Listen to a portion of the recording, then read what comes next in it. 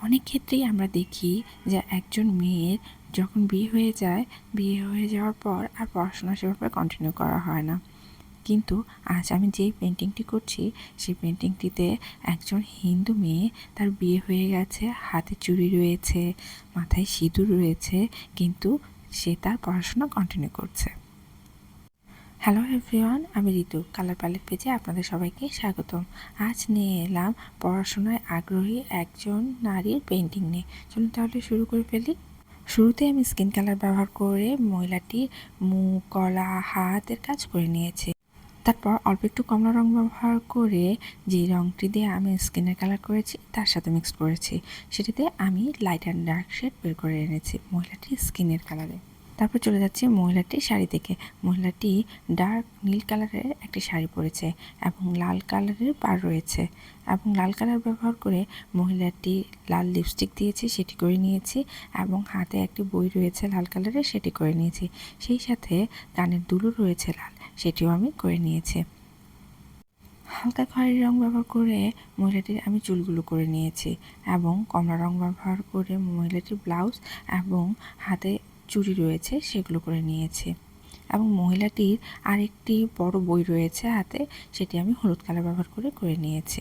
হালকা খয়েরি রং ব্যবহার করে মহিলাটির চুলের কার্লি ভাবটি নিয়ে এসেছি। সেই সাথে আমি অল্প একটু খয়েরি রং ব্যবহার করেছি।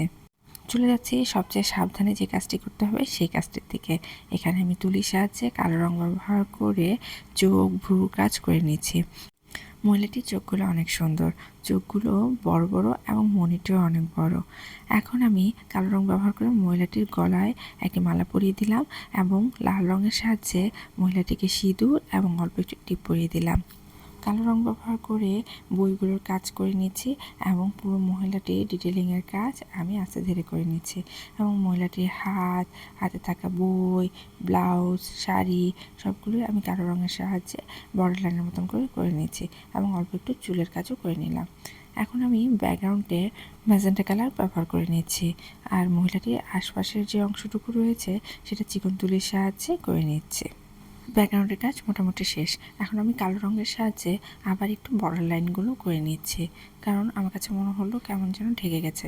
আর আপনারা তো জানেন আমি শুরুতেই আগে ব্যাকগ্রাউন্ডের কাজ করি, আজ আমি ব্যাকগ্রাউন্ডের কাজ পরে করেছি, তাই এই বর্ডার লাইনের কাজটুকু আমাকে আগে করতে হচ্ছে। ব্যাকগ্রাউন্ডটি অলমোস্ট শুকিয়ে গেছে। এখন আমি জেল পেনের সাহায্যে একটু ডিজাইনের মতন করব।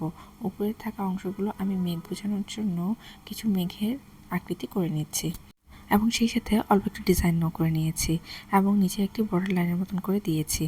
মাঝের যে অংশটুকু রয়েছে সেটিতে কিছু দাগ বড়, কিছু দাগ ছোট ছোট করে কিছু ডিজাইনের মতন করে নিচ্ছি, এবং এখানেও একটু বর্ডার লাইনের মতন করে নিচ্ছি, এবং দাগ বরাবর ছোট ছোট বলের মতন কিছু করে নিলাম, এবং অল্প একটু পাতার মতন শেপ দিয়ে কিছু একটু ডিজাইনের মতন করে নিচ্ছি।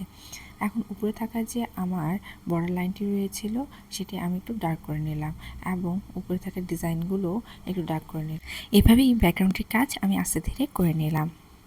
কাজ আমার শেষ। ভিডিওটি যদি আপনাদের ভালো লেগে থাকে লাইক, কমেন্ট, শেয়ার করতে ভুলবেন না। ধন্যবাদ।